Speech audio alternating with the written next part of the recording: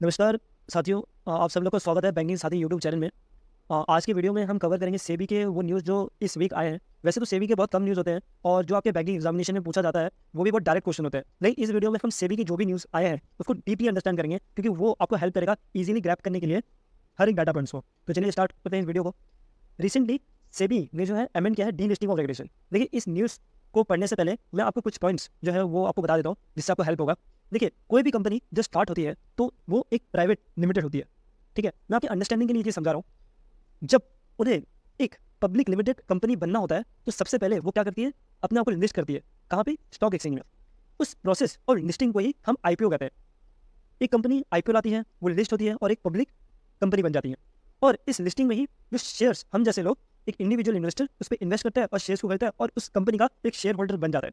तो let suppose एक company ने अब सोचा कि मुझे पब्लिक लिमिटेड कंपनी नहीं रहना। उसके बहुत से रीजंस हो सकते हैं। कंप्लाइंस का हो सकता है कि पब्लिक कंपनी में बहुत ज़्यादा कंप्लाइंस को फॉलो करना पड़ता है, तो वो कंपनी नहीं चाहती कि मैं कंप्लाइंस को फॉलो करूँ, तो वो अब चाहती है कि मैं वापस से प्राइवेट लिमिटेड बन जाऊँ। या ऐसा हो सकता है कि अब जो कंपनी है उतना प्रॉफिट नहीं कमा पा रही कि उतने सारे शेयर होल्डर्स को वो पैसा नहीं दे पा रही प्रॉफिट्स के द्वारा, तो अब वो चाहती है कि मैं प्राइवेट लिमिटेड में वापस बन जाऊँ। तो इसके बहुत सारे रीजंस हो सकते हैं। लेकिन उस डी लिस्टिंग प्रोसेस में वो इतना आसान नहीं होता। ठीक है, वो आप ऐसे ही रातों रात आप डीलिस्ट नहीं कर सकते, क्योंकि इतने सारे शेयर होल्डर्स है। आईपीओ के थ्रू आपने इतने सारे शेयर होल्डर्स को आपने शेयर्स दिए, तो उनसे तो वो शेयर्स लेने पड़ेंगे। मान लेते हैं कि एक शेयर जब आपने लिस्ट किया था उसकी वैल्यू थी 100 रुपये। जब आप 5 साल बाद उसको डीलिस्ट कराना चाहते हैं, आज उसके मार्केट में है 120 रुपये, तो फिर आपको एटलीस्ट 120 रुपये तो शेयर होल्डर्स को देने पड़ेंगे। तो उसी डी लिस्टिंग ऑफ जो ये प्राइस है कि मुझे 120 रुपये देना पड़ेगा, क्या मुझे 115 रुपये देना पड़ेगा, तो वही है D listing of equity shares. तो पहले किस तरीके से ये प्राइस डिसाइड होता था, तो मैं आपको एक्सप्लेन कर देता हूँ। ठीक है, पहले जो प्रोसेस इस डी लिस्टिंग में यूज होता था उसे हम रिवर्स बुक बिडिंग प्रोसेस कहते हैं। क्या था ये reverse book bidding process? Reverse book bidding process ये था कि मान लेते हैं लेट्स सपोज एक कंपनी है, वो अपने आईपीओ में 100 शेयर्स को लाती है और उसकी वैल्यू थी 10 रुपये करके। ठीक है, अब वो चाहती है कि मैं डी लिस्ट हो जाऊँ, मैं वापस से प्राइवेट लिमिटेड बन जाऊँ, तो वो अपने 100 शेयर्स को वापस से खरीदना चाहती है। लेकिन उसकी एक फेयर वैल्यू क्या होगा? मान लेते हैं कि अभी जो मार्केट में वैल्यू है उस शेयर्स की वो 6 रुपये है। तो अब कंपनी डी लिस्ट जब करना चाहेंगी तो वो किस तरीके से करेंगी? वो क्या करती थी पहले रिवर्स बुक बिडिंग प्रोसेस में? वो एक फ्लोर प्राइस देती थी। एक फ्लोर प्राइस, यह है floor price, minimum price for D listing proposal. Company आती है, कंपनी कहती थी कि मैं अपनी कंपनी को डी लिस्ट करना चाहता हूँ और मैं एक फ्लोर प्राइस दे रहा हूँ। फ्लोर प्राइस मान लेते हैं उन्होंने दिया 7 रुपये, कि मैं 7 रुपये में हर एक शेयर को 100 शेयर्स को मैं खरीदना चाहता हूँ। तो इसमें जितने भी शेयर होल्डर्स होते थे वो क्या करती थी, वो रिवर्स बुक बिडिंग करती थी। मान लेते हैं कि उस कंपनी में 6 शेयर होल्डर्स हैं जिन्होंने 100 शेयर्स को खरीदे। तो इस 6 शेयर होल्डर्स हैं, कोई कहेगा कि नहीं मैं तो 9 रुपये बेचूंगा, कोई कहेगा नहीं मैं तो 10 रुपये बेचूंगा, कोई कहेगा नहीं मैं तो 11 में बेचूंगा, कोई कहेगा ठीक है मैं 7 में बेचने को तैयार हूँ। तो इस पर एवरेज निकाला जाता था, तो जो एवरेज आता था उस पर जो है वो रेट डिसाइड हो गए, वो कंपनी डीलिस्ट हो पाती थी। मान लेते हैं इनका एवरेज आता था आपका 8 रुपये, तो 8 रुपये में वो प्राइस डिसाइड हो जाता था और फिर डीलिस्ट हो जाता था। तो ये जो रिवर्स बुक बिडिंग प्रोसेस था ये बहुत ही लेंदी प्रोसेस था। तो इसी को शॉर्ट करने के लिए सेबी एक नए प्रोसेस के साथ में आया। ये लेंदी क्यों है? देखिए, लेंदी इसलिए क्योंकि पहले जो है कंपनी ने डीलिस्टिंग का अनाउंसमेंट किया, उसके बाद एक प्राइस दिया, उसके बाद शेयर होल्डर्स ने बहुत सारे ऑफर्स दिए, बिड्स किए, जिसको हमने रिवर्स बुक बिडिंग कहा कि मेरा 9 रुपये में ले लो, 10 रुपये में ले लो, 11 रुपये, उसका एक एवरेज बनाया गया। तो एक बहुत बड़ा प्रोसेस है। तो उस प्रोसेस को शॉर्टन करने के लिए एक नया रेगुलेशन टाइप अमेंड किया गया। तो इस रेगुलेशन में क्या कहा जा रहा है? इस रेगुलेशन में ये कहा गया कि अब जो है रिवर्स बुक बिडिंग नहीं करना, या एक ऑल्टरनेटिव दिया कि अब फिक्स डीलिस्टिंग प्राइस आप ला सकते हो। ये फिक्स डीलिस्टिंग प्राइस कैसे डिसाइड होगा? देखिए, यहाँ लिखा है buyback. Promoters can offer, promoters वो होते हैं जो कंपनी को चला रहे हैं। Promoters can offer to buy back public shares at 15% above the fair price for frequently traded companies। ठीक है, तो मान लेते हैं एक कंपनी है जो पहले एग्जांपल लिया था कि 10 रुपये का शेयर है। ठीक है, अब उसकी जो मार्केट वैल्यू है वो 20 रुपये है, ट्रेडेड क्योंकि 20 रुपये, इसका जो 15% होगा अबव 50% में 23। अब जो कंपनी है वो 23 रुपये में जो है अपनी कंपनी को डीलिस्ट कर पाएगी, लेकिन ये जो प्राइस होगा ये फिक्स्ड होगा। कंपनी अब 23 रुपये में पूरी कंपनी को डीलिस्ट कर सकती है। अगर आपको समझने में तो तकलीफ है, मैं वापस समझा देता हूँ, ये पॉइंट थोड़ा सा इंपॉर्टेंट है। देखिए, मान लेते हैं कि 100 शेयर चाहिए। ठीक है, अब 100 शेयर्स को वापस से डीलिस्ट करना चाहती है। 100 शेयर जब आईपीओ में आया था वो 10 रुपये का था, अभी मार्केट में उसका जो प्राइस है वो 20 रुपये है। तो सेबी ये कर रही है कि आपको 15% ऊपर देके एक फिक्स प्राइस बना के आप अपनी कंपनी को डीलिस्ट कर सकते हैं। ठीक है, लेकिन अब जो ये 23 रुपये आ गए, अब इसमें शेयर होल्डर जो है इसमें बिड्स नहीं लगाएंगे, मतलब वापस से वो अपने आप को नहीं कहेंगे नहीं मुझे 24 में चाहिए, 25 में चाहिए। अगर वो अग्री हुए तो ठीक है, अगर अग्री नहीं हुए तो डीलिस्ट नहीं हो पाएगा। तो ये फिक्स वाला प्रोसेस है। अभी भी रिवर्स बुक बिडिंग वाला प्रोसेस है कंपनी के पास, लेकिन फिक्स वाला प्रोसेस ज़्यादा स्मूथ होगा क्योंकि इसमें वापस से बिडिंग जो है वो नहीं होगी। ठीक है, तो मान लेते हैं 23 रुपये में जो है इन्वेस्टर्स मान गए, लेकिन कितने इन्वेस्टर्स जो है वो मानने पड़ेंगे? वो जो है 75% ऑफ इन्वेस्टर्स इसमें राजी होने पड़ेंगे कि ठीक है हम 23 में आपको देने को तैयार है। पहले कितना था? ये 90% था कि 90% ऑफ लोगों को मानना पड़ता था कि ठीक है जो आप प्राइस आप कोट कर रहे हैं रिवर्स बुक बिडिंग में वो 90% होने से हो जाता, लेकिन अब उसको कमती करके 75% जो है वो कर दिया। ये जो मैंने 23 निकाला है प्राइस, अब ये ध्यान देना कि ये जो प्राइस है ये कम नहीं होना चाहिए highest price in the past 26 weeks और average price in the past year. Highest price मान लेते हैं कि अगर पास्ट 26 वीक्स में कोई प्राइस है 26 का और आप ऑफर कर रहे हैं 23, तो उस टाइम पर ये फिक्स वाला आपका नहीं चल पाएगा, तब आप फिक्स प्रोसेस नहीं कर पाएंगे। अब 23 देखिए, आप ये नहीं बोल सकते कि मैं इसमें बेच पाऊँ, क्योंकि हाईएस्ट प्राइस 26 का गया हुआ है, ठीक है। ये average price in the last year, average निकाल के लास्ट ईयर में जितना इस स्टॉक का प्राइस था, इस शेयर का प्राइस था, और उसमें से भी अगर 23 कमती आ रहा है तब भी आप नहीं दे पाओगे।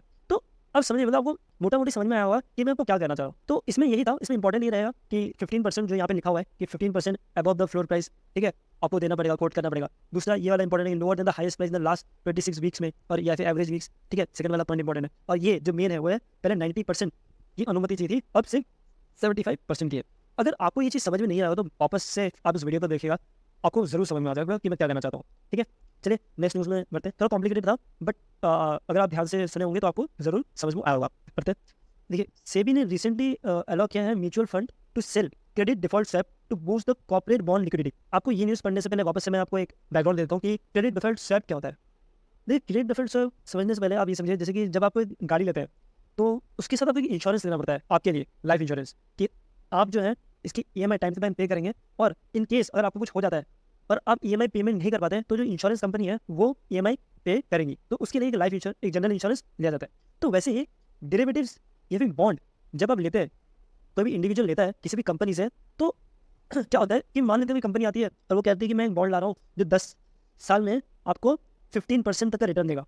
तो अभी 10 साल बाद तो हम नहीं जानते कि बॉन्ड कितना रिटर्न देगा, कि 15% दे पाएगा कि भी नहीं पाएगा।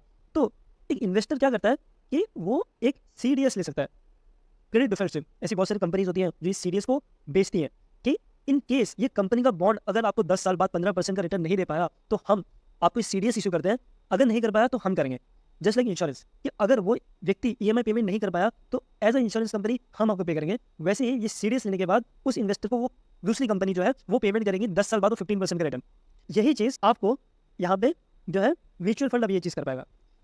देखिए, पहले म्यूचुअल फंड जो सिर्फ बाय कर पाता था CDS को। मान लेते हैं कि म्यूचुअल फंड एक बॉन्ड लेता है, ठीक है, उस बॉन्ड का पीरियड है 10 ईयर्स और वो 15% का रिटर्न दे रहा है, तो वो जो है म्यूचुअल फंड किसी का क्रेडिट डिफॉल्ट स्वैप ले सकता था गारंटी लेने के लिए, इन केस अगर कंपनी पे नहीं कर पाएगा तो ये कंपनी हमें दे देगा। लेकिन अब म्यूचुअल फंड खुद सेल कर सकता है CDS, वो किसी इन्वेस्टर के लिए खुद एक CDS सेंड करने वाला प्लेटफॉर्म बन गया। तो ये CDS में क्या क्या रहेगा, यहाँ लिखा है, ये इंपॉर्टेंट है, mutual fund schemes allowed to use credit default swap but only when investing in special type of डेब्ट सिक्योरिटीज। वो तभी CDS को दे सकता है अगर वो जो डेट सिक्योरिटी है वो किसी गवर्नमेंट सिक्योरिटी है या फिर ट्रेजरी बिल है। और दूसरा पॉइंट ये इंपॉर्टेंट है कि टोटल एक्सपोजर ऑफ जो म्यूचुअल फंड है वो 10% से कम ही होना पड़ेगा, ठीक है। एक AUM करके टर्म होता है टोटल, मान लेंगे म्यूचुअल फंड में टोटल साइज है उसका 100, ठीक है, तो आप CDS का जो बिजनेस है वो कितना कर पाएंगे, सिर्फ 10 कर पाएंगे। 10 से ज़्यादा का बिजनेस आप इस CDS में नहीं कर सकते। तो ये है, तो आपको दो ही चीज़ इंपॉर्टेंट है, ये की चेंजेस वाला जो पॉइंट्स है पहला, और दूसरा कि only when investing in special types of debt securities, government securities and treasury bills and should not be exceed 10% of scheme assets. इस सेबी ने मैंडेट किया है इंडिविजुअल इन्वेस्टर्स को क्यों अप्लाई कर सकते हैं for ₹5 lakh intermediate use UPI to block funds. तो आपको वर्डिंग्स पे ध्यान देनी है कि ब्लॉक फंड्स क्या होते हैं। देखिए, ब्लॉक फंड्स होते हैं कि मैंने जैसे आपको पिछले दिन IPO समझाया था। देखिए, IPO जब आता है तो उसके बाद अलॉटमेंट ऑफ शेयर होते हैं। देखिए, शेयर होल्डर जो है वो तो बोलेगा कि मुझे शेयर चाहिए, ठीक है, वो बहुत तादाद में आ जाते हैं, ठीक है। तो उसके बाद वो अलॉटमेंट का प्रोसेस स्टार्ट होता है कि किसको शेयर मिला।